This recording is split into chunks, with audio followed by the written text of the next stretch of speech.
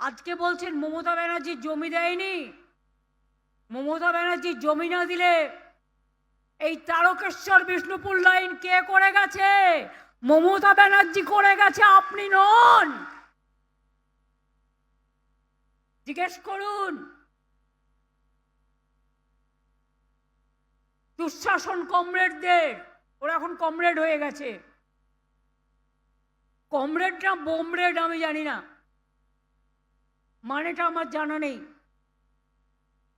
আমি যদি জমি না দিতাম তাহলে ইসিএল এর জমিগুলো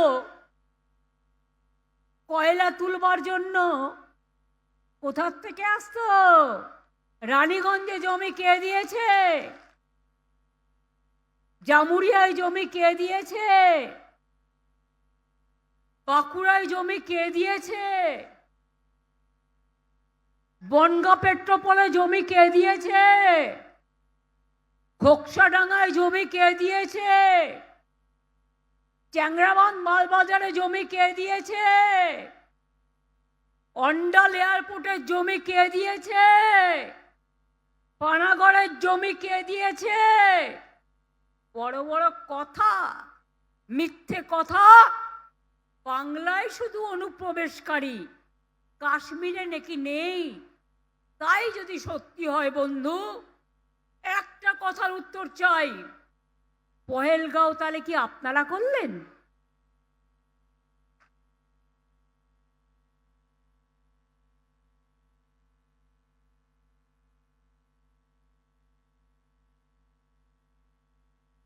দিল্লিতে কিছুদিন আগে যে ঘটনা ঘটে গেল, অনুপ্রবেশকারী বাংলা ছাড়া কোথাও নেই, তাহলে কি আপনারা করলেন? যত দোষ বাংলা, এই রাজনৈতিক হ্যাংলা, রাজনৈতিক হ্যাংলার দল। আগের বার এসে বলেছিল ইসবার 200 পার হয়ে গেছে, পগার পার। আর এবার করছে এসআইআর। এত মানুষের মৃত্যু, এখনো পর্যন্ত 58 থেকে 60 জন মানুষ মারা গেছে। গতকালও পুরুলিয়ায় একজন বৃদ্ধ মানুষ, তাকে ডেকে পাঠানো হয়েছে।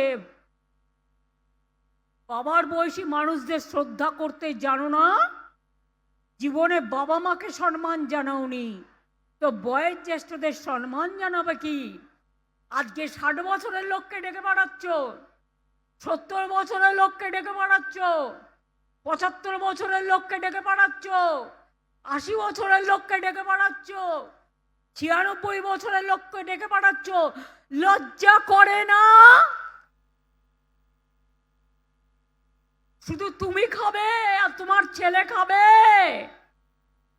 আর আমাদের নামে গালাগালি চলবে?